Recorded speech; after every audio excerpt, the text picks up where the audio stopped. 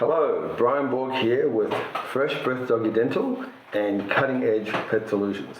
Now, I've been in the animal dentistry industry for 23 years, since the year 2000. I lived in Southern California for 25 years, returned back to Melbourne in 2013. Have about 35 years working with animals overall, outside of the dentistry industry. The reason for my video today is I want to talk about something that's really been bothering me. I've made actually many videos. I have a long series of videos on horse dentistry when I lived in Southern California, but I haven't really focused on the dog and cat side of it, mainly the dog. So I was trained by Dr. Richard Miller in Southern California. He is a veterinarian that specializes in dentistry, and that's where I started my career in the animal dentistry industry. And since coming back to Melbourne, I've focused more on the dog side of it, dog and cat. The pet industry is very, very poorly regulated. And let me explain. There are products you can buy in a pet store that'll break your dog's teeth, and essentially products that can easily cause the death of your dog. That sounds like a very dramatic statement, but let me break it down. So it's pretty commonly known you don't give your dogs cooked bones. That's just a given. I think most people know that. But you can go to a pet store, and I've gone to pet stores and I walk in, I'm looking at these products and thinking, my God, this stuff here is so dangerous. And let me explain why. There are bones you can buy. They're like smoked bones. They've got like a barbecue flavoring, and they smoke them in a smoking oven. So it's smoked. It's not like cooked, like you're cooking a roast, but they're smoked. So why is a cooked bone dangerous? Let's first look at that. So you have a bone, and inside the bone is like a hollow part of the bone where the bone marrow is. So when you cook it, the bone becomes brittle. A raw bone, when broken down, a raw bone will break down and not splinter like a cooked bone. So a smoked bone is essentially equal to a cooked bone, because all it really is, why it splinters, is a cooked bone. Within an hour and a half to 2 hours, it gets really brittle with the cooking. Excuse me. And a smoked bone is the same thing. It takes longer to do a smoked bone, but it still becomes dried out and brittle. Also, you can get a raw bone, and I used to do this years ago. Now, in hindsight, it was the wrong thing to do. I've made mistakes before I knew about animal dentistry many, many years ago when I was a kid. I used to give a bone to my dog and leave it out in the backyard, and the dog would eat that bone for weeks and months.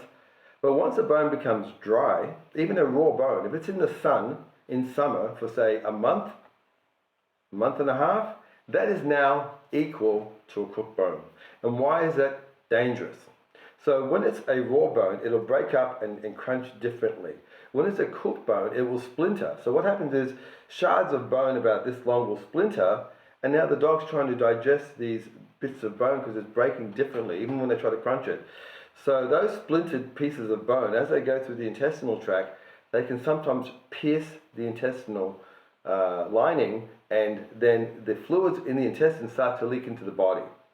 So let's say, for example, your dog eats a bone, a smoked bone that they buy in a pet store, supposedly good, absolutely dangerous, or a bone that was raw, but it was left out in the sun too long, and it splinters, or an actual cooked bone.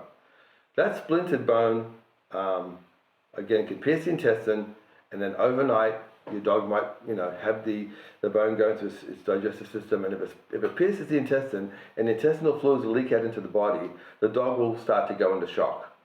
Now, one or two things can happen. You might wake up and go, oh, the dog doesn't look really well. Find out what's going on. Go to the vet, you get there in time, and they have to do surgery and, stitch up the intestine. Or sometimes the piercing of the intestine, by the time you find out, the dog's either dead or in such bad shape, even if the vets try to save it, they may not be successful saving it. So keep in mind that.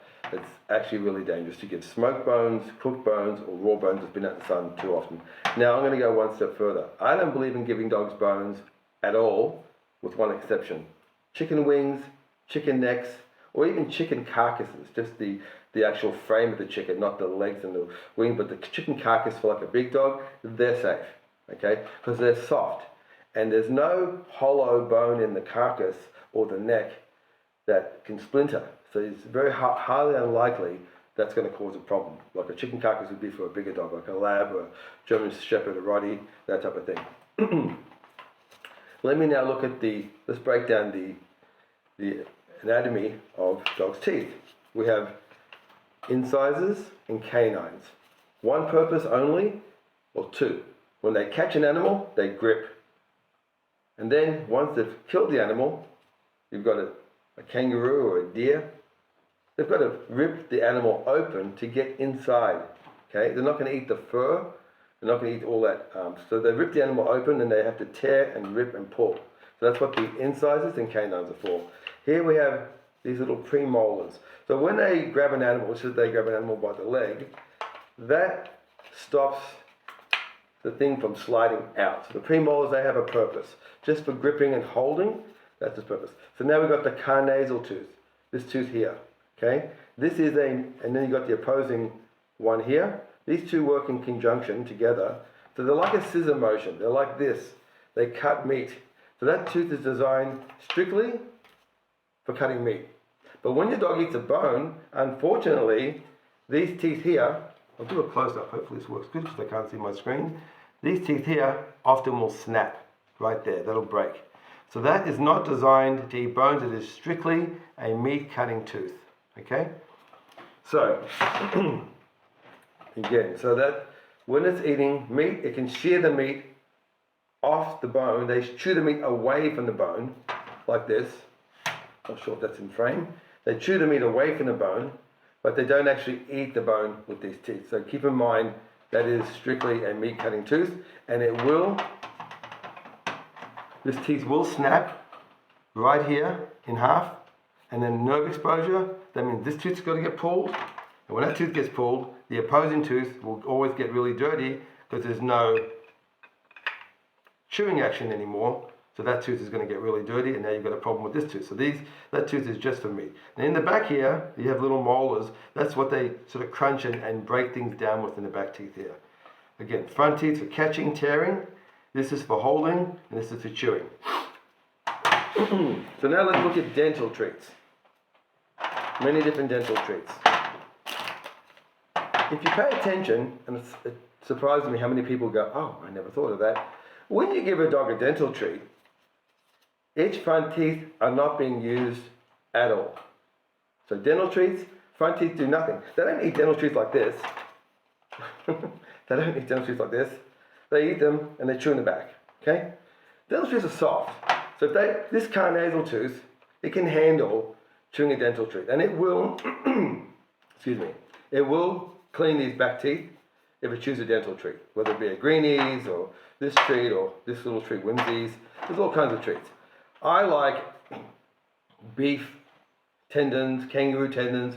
These are tendons that are like braided. But tendons are chewy. They're hard enough that they'll do cleaning, but not so hard that they'll break teeth. So there's other dental treats here. Many types of dental treats. This one I saw in a pet store. It's pretty hard. A bit of a risk, maybe too hard. You got to be careful not too hard. Things like elk horn, deer horn, absolutely never use these things. They are terrible. That's what I'm saying about, things in a pet store that'll hurt your animal. I got this from a client. I was doing their dog's teeth, and he said, no. I said, don't use that anymore. The tooth here, the carnasal tooth, was chipped. Fortunately, it was just a tip. It wasn't right into the nerve. But if you keep using this, they just end up snapping the tooth. This thing is so hard. It is no way it's going to be safe for your dog's teeth. So, like I said, see, the pet stores are selling stuff, but I think when they're ordering these pet stores, they just look on a website. They've got a whole list of different things. This is for dog teeth cleaning. I don't think they think it through. They sell all types of things that can break your dog's teeth, and I just think they're blissfully ignorant about the whole thing. They just don't really know. Again, tendons, okay. Now, remember, all these treats will do zero for your dog's front teeth because they don't engage the front teeth. Now, some dental treats will claim, oh, we have enzymes that help break the plaque down through the mouth. They may help in a very, very minimal amount, but you are not going to get a dog eating a dental treat and without brushing their front teeth, that their front teeth will stay clean. Now, if the dog plays with a soft toy, Another thing you might want to know. Soft toys and rope toys, anytime the dog uses his front teeth for anything, it's going to help keep him clean. Whether it be a soft toy or a rope toy, there'll be some clean. Even dogs that play with a ball. Usually the canines don't get engaged, so it's usually these little front incisors. So those toys, so some people say, oh, my dog eats dental treats and the front teeth are clean. Yes, but the dog also probably is a ball chaser or it likes to play with soft toys. That's why the front teeth are clean, not because of the dental treats. Another thing I see on the market is these liquids that they sell to put into the water. And they go, we put this liquid in the water, your dog will drink the liquid, and, excuse me, you drink the liquid, and the teeth are supposed to stop the plaque from going on. That doesn't work. Well, they'll say it works. It may help to some level, it may reduce the bacteria, there may be some benefits. But it making plaque go away completely, I've not seen a liquid that's ever done that. If there was such a liquid, think of it this way, forget about dogs for a minute. If there was such a liquid that we could drink, that a dog could drink, that would just not let, you would never have to go to the dentist again, there's 8 billion people on the planet. From a marketing business standpoint, just purely profit standpoint, wouldn't you be selling it to people? Look, oh here, have a drink every morning, take this drink, you'll never need to go to the dentist, you'll never need to brush your teeth, never need to get teeth cleaning, just by drinking this liquid. The reason it's not sold for people, because if we were to drink that, our teeth would become disgustingly dirty, because it doesn't really work. So the pen industry, like I said, is poorly regulated. They can say and make outlandish claims, and there's no one to pull them up. There's no fine or penalty. They can just essentially lie through their teeth or exaggerate the benefit. Like you might get some benefit, but they say, oh, you're going to get this great benefit. And in reality, you don't. So just be really mindful. So for dental treats, my number one thing is tendons. Also some of these treats, the ingredients in them, it's like, tendon's pretty safe. It's a tendon. It's dried out. Also make sure where it's made. Some countries might use chemicals, so I'd go with USA or Canada, Australia, New Zealand, that type of thing. Some other countries, you don't know what they're treating them with, so look at the packaging, see where it's made. Also, if it says packaged in Australia, that doesn't mean it's made in Australia. It could be made in China, brought here and packaged. So make sure it's made in a country that you feel confident about, whether it be Canada, Australia, New Zealand, America, parts of the world in Europe where they have a high reputation for integrity, because there's no one policing the industry. It is literally a free-for-all. So just be mindful. I know you love your animals, and I know you don't want to do anything bad to them intentionally, but sometimes if you don't have enough information, it's actually kind of dangerous. Your dog relies on you to be smart about what you're doing for your dog, that you know and you've researched. Don't just buy stuff off the shelf and go, oh yeah, this is for dogs, that's fine. Because a lot of times it's not. Because again, no one's regulating this industry. It's very poor in that aspect. So you've got to be the guardian and the safety check for your pet. Because if you're not, you might find out the hard way, and no one wants that to happen. Keep safe. Keep kissing and loving your dogs and cats and horses. Have a good day.